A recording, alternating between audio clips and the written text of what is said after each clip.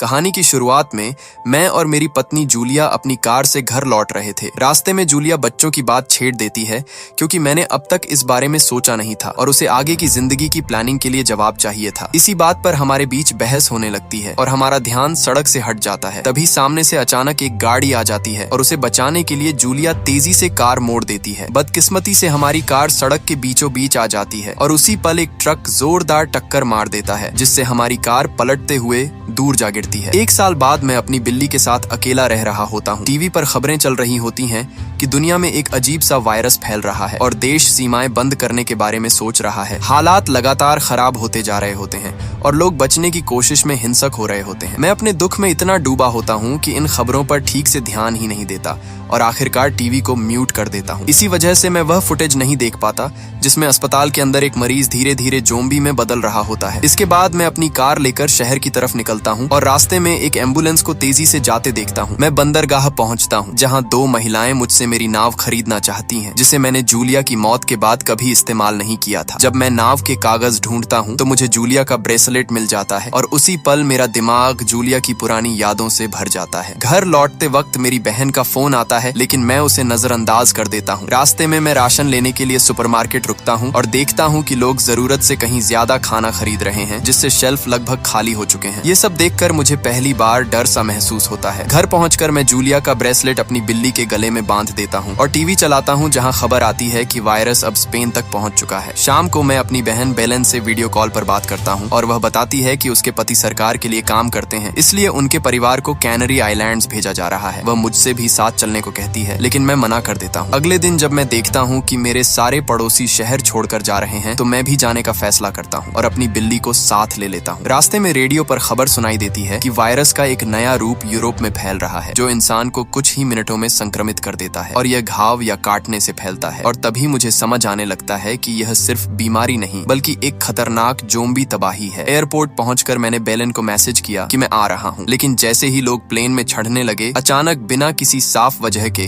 हमारे टिकट रद्द कर दिए गए और भीड़ बेकाबू होने लगी। लोग उस कर्मचारी पर चिल्लाने लगे जिसे खुद भी कुछ पता नहीं था कि हो क्या रहा है। तभी बड़ी स्क्रीन पर दिखाया गया कि सारी फ्लाइट्स कैंसिल कर दी गई हैं और उसी वक्त सभी के फोन पर नागरिक सुरक्षा अलर्ट का मैसेज आ गया। ये देखते ही एयरपोर्ट पर अफरा तफरी मच गई और कुछ लोग जबरदस्ती प्लेन में घुसने की कोशिश करने लगे। उसी वक्त बेलन का फोन आया और उसने मुझे कहा कि तुरंत घर जाकर छिप जाओ और अगली सूचना मिलने तक बाहर मत निकलना। तभी अचानक एक आदमी ने सिक्योरिटी गार्ड से बंदूक छीन ली और गोली चलाने की धमकी देने लगा, जिससे पूरी भीड़ एयरपोर्ट से बाहर भागने लगी। हर कोई अपने घर पहुंचने की कोशिश कर रहा था, इसलिए मैं ट्रैफिक में बुरी तरह फंस गया और रेडियो पर बताया जा रहा था कि यही हाल सारी सड़कों और पुलों का है। हमारे ऊपर से सेना के हेलीकॉप्टर उड़ रहे थे, लोग अपनी गाड़ियां छोड़कर आपस में झगड़ रहे थे और खबरों में बताया जा रहा था कि हालात काबू से बाहर हो चुके हैं, दंगे फैल चुके हैं और कई सैनिक भी घायल हो चुके हैं। आखिरकार मैं इंतजार करते करते थक गया और अपनी बिल्ली को लेके पैदल चलने का फैसला किया। रात होते होते मैं अपने पड़ोस तक पहुंच गया जहां मैंने देखा कि सैनिकों का एक दल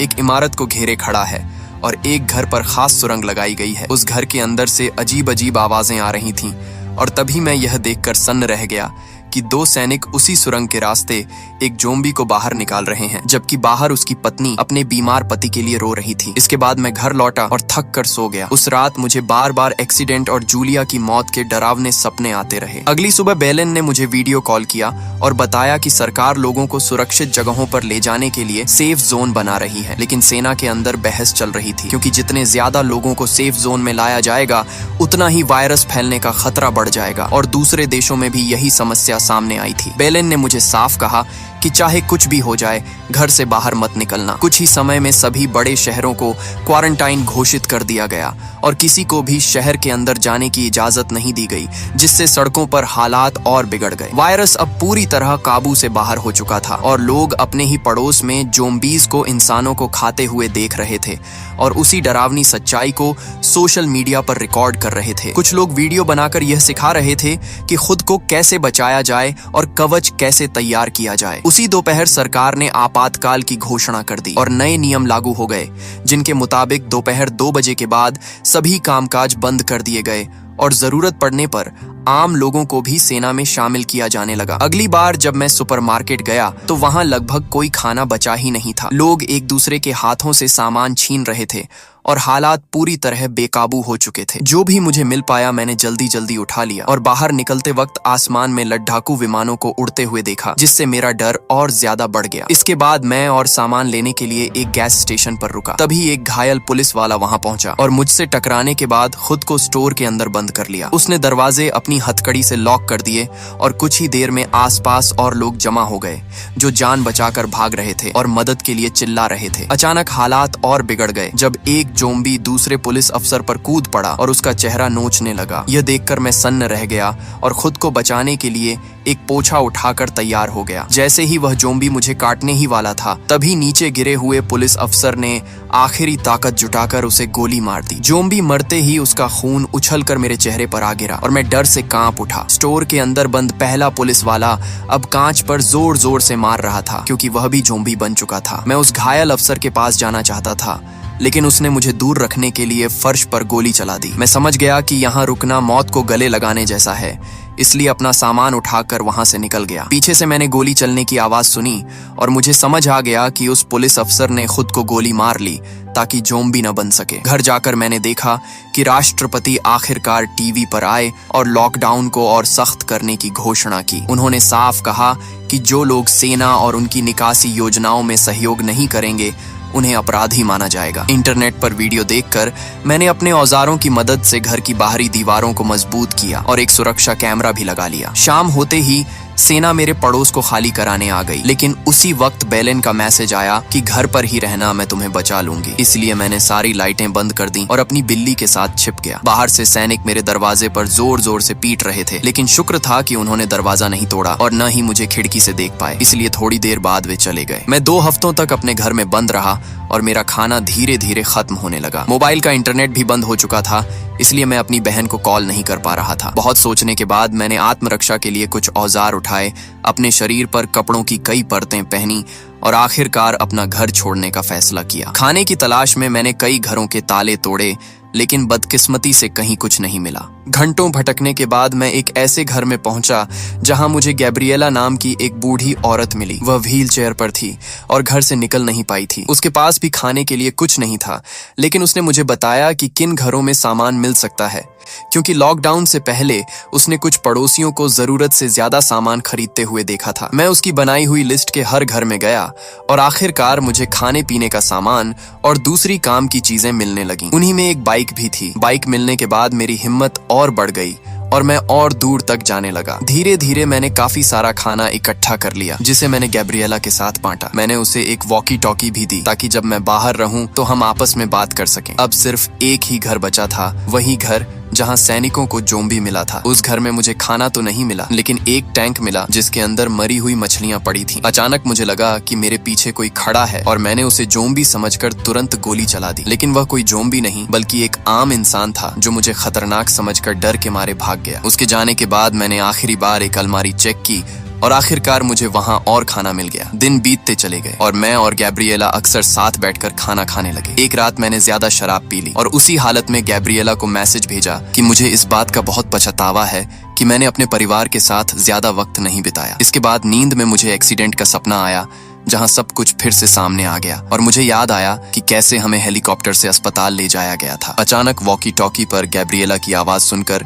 मेरी नींद खुल गई। वह मुझसे रेडियो चालू करने को कह रही थी। जैसे ही मैंने रेडियो ऑन किया, एक आवाज सुनाई दी जो कह रही थी कि बचे हुए लोगों को कैनरी भेजा जा रहा है और उन्होंने एक जगह का नाम बताया जहां पहुंचकर इस बचाव दल को मिला जा सकता है। गैब्रिएला को इस पर भरोसा नहीं था, लेकिन मैंने उसे समझाया कि हमारा खाना खत्म होने वाला है। वह समूह अरौसा मुहाने पर था और मैंने कहा कि हम मेरी नाव से वहां पहुंच सकते हैं। गैब्रिएला ने मना कर दिया और कहा कि वह नहीं जा सकती क्योंकि वह मेरे लिए बोझ बन जाएगी, लेकिन मैंने उसकी बात नहीं मानी और उससे वादा किया कि मैं उसकी पूरी देखभाल करूंगा। अगली सुबह जब मैंने गैब्रिएला को कॉल किया और कोई जवाब नहीं मिला तो मुझे बेचैनी होने लगी। मैं भागकर उसके घर पहुंचा और वहां का नजारा देखकर मेरे पैरों तले जमीन खिसक गई। गैब्रिएला ने खुदकुशी कर ली थी। उसने एक नोट छोड़ा था जिसमें उसने पिछले कुछ दिनों के लिए मुझे धन्यवाद कहा था और लिखा था कि अब मुझे अपनी जान बचानी चाहिए। भारी मन और टूटे दिल के साथ मैं वहां से वापस वापस लौटने लगा। रास्ते में अचानक एक ज़ॉम्बी ने मुझ पर हमला कर दिया, जिससे मेरा हथियार हाथ से गिर गया। कुछ देर तक हम दोनों के बीच संघर्ष चलता रहा और मैंने उसे लात मारकर दूर किया और एक कार के ऊपर चढ़ने की कोशिश की, लेकिन ज़ॉम्बी ने मेरा पैर पकड़ लिया और मुझे नीचे खींचकर गिरा दिया। इसी हाथापाई में उसने मेरे हाथ को काट लिया, लेकिन मैंने बहुत सारे कपड़े पहने हुए थे, जिससे उसके दांत मेरी त्वचा तक नहीं पहुंच पाए। मैंने कार के दरवाजे से ज़ॉम्बी पर वार करना शुरू कर दिया, जिससे उसका सिर टूटे हुए कांच में फंस गया। इसके बाद मैं तेजी से अपना हथियार उठाने के लिए भागा और जैसे ही ज़ॉम्बी फिर से काटने आया तो मैंने उसको तीर मारकर मार दिया। जब सब शांत हो गया तो मैंने उसके पर्स से उसकी पहचान वाली आईडी निकाली और उसकी छाती पर रख दी, ताकि अगर कभी अधिकारी उसे ढूंढे तो उसकी पहचान हो सके। घर पहुंचकर मैंने अपने हथियार को साफ करने के लिए पानी उबाला और बेलेन को एक और मैसेज भेजा कि मैं अब और इंतजार नहीं कर सकता, लेकिन अब भी कोई नेटवर्क नहीं था। इसके बाद मैं अपनी बिल्ली को लेकर बाइक पर निकला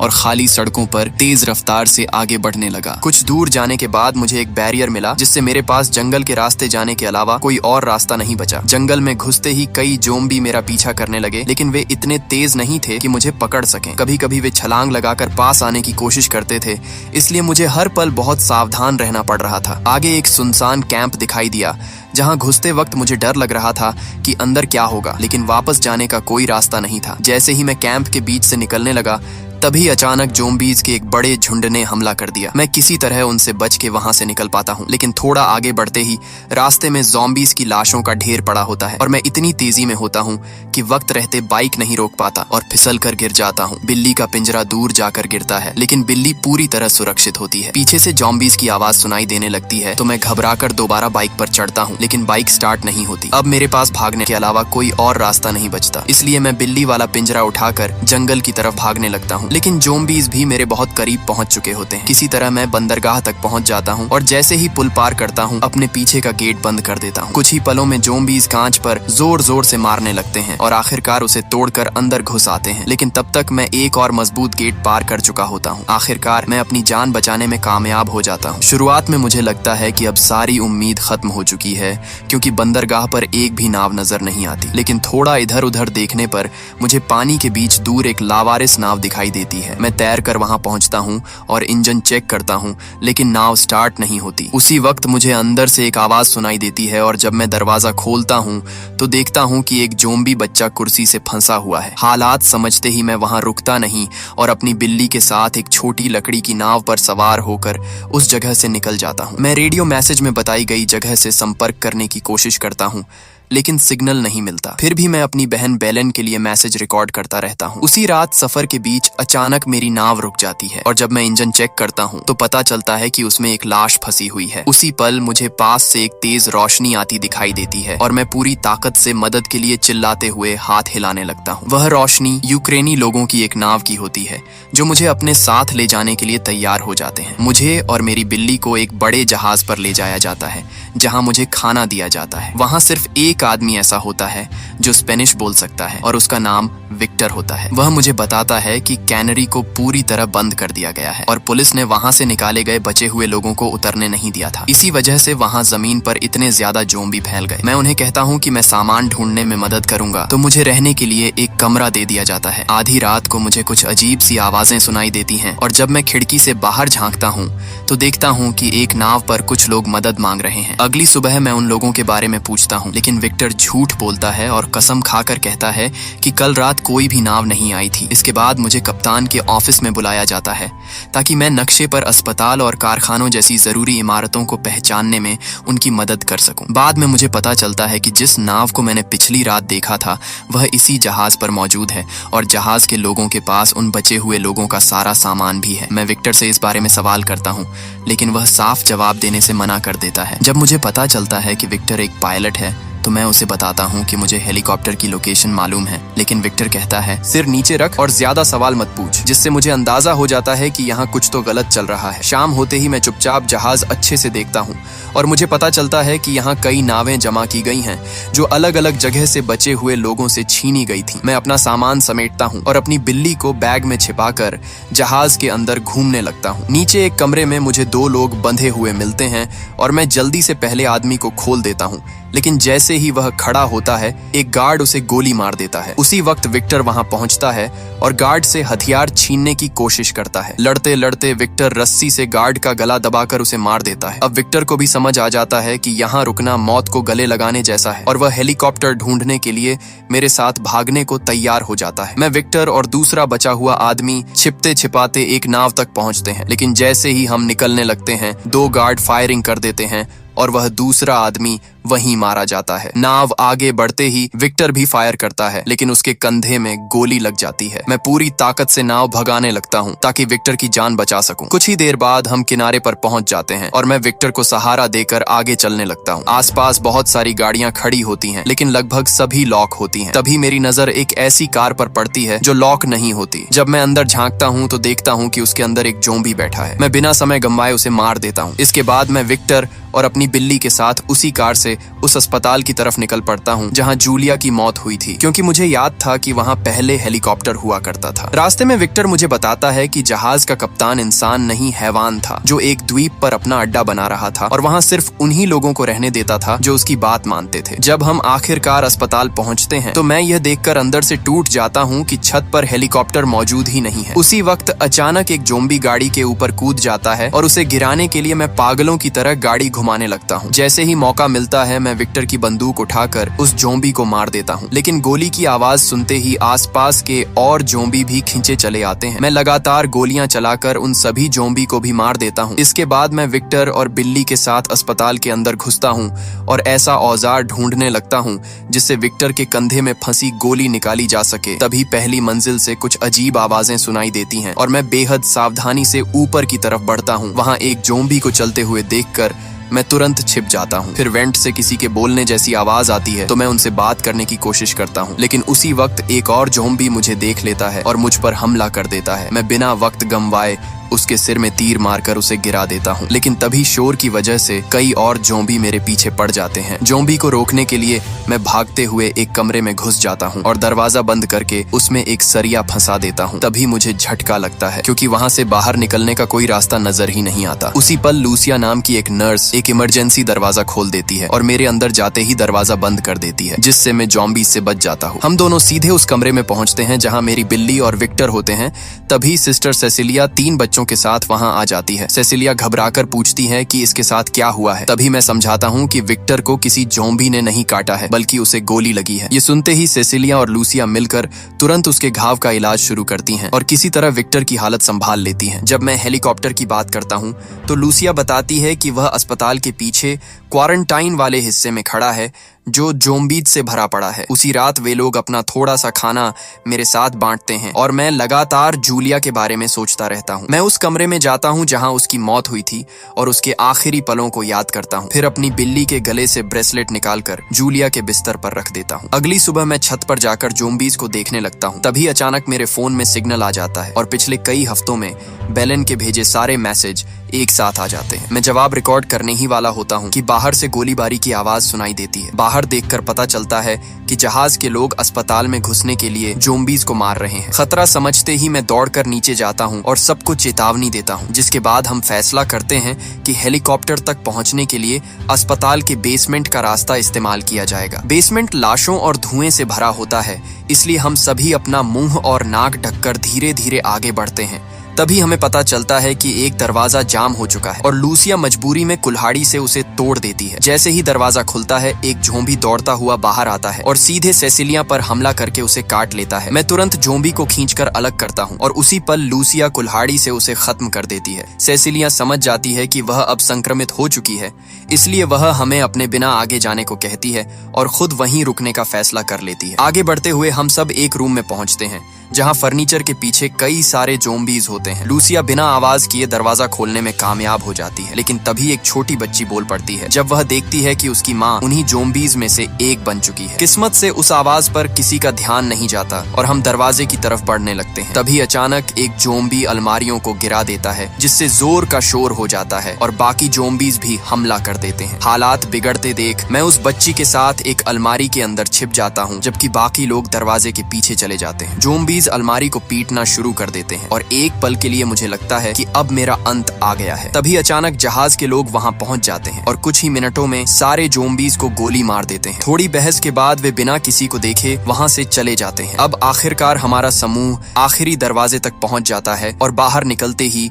हमारे सामने ज़ोंबीज से भरा हुआ इलाका दिखाई देता है। इंटरनेट पर देखे ट्यूटोरियल को याद करते हुए मैं कई सारे पिंजरों को आपस में बांध देता हूं और हम मैदान पार करने के लिए उन्हें ढाल की तरह इस्तेमाल करते हैं। शुरुआत में सब ठीक चलता है, लेकिन तभी एक पहिया फंस जाता है और शोर होते ही ज़ोंबीज हम पर हमला कर देते हैं। लूसिया अपनी कुल्हाड़ी से उन्हें रोकती है और मैं आग बुझाने वाले सिलेंडर से रास्ता साफ करता हूं, जबकि विक्टर लगातार पिंजरों को आगे धकेलता रहता है। हम बहुत धीरे धीरे आगे बढ़ते हैं और हर कदम पर जान का खतरा था, लेकिन काफी मशक्कत के बाद किसी तरह गेट तक पहुंच ही जाते हैं। लूसिया अपनी कुल्हाड़ी से गेट की जंजीर तोड़ देती है और ज़ोंबीज को रोकने के लिए मेरे साथ वहीं रुक जाती है, जबकि विक्टर बच्चों को लेकर हेलीकॉप्टर की तरफ दौड़ता है। भारी धक्का मुक्की के बाद मैं और लूसिया गेट बंद करने में कामयाब हो जाते हैं और उसे एक कपड़े से कसकर बांध देते हैं। फिर तेजी से बाकी लोगों की तरफ भागते हैं। विक्टर हेलीकॉप्टर स्टार्ट करने की कोशिश करता है, लेकिन वह चालू नहीं होता और तभी ज़ोंबीज बाढ़ के ऊपर चढ़ने लगते हैं। हालात बिगड़ते देख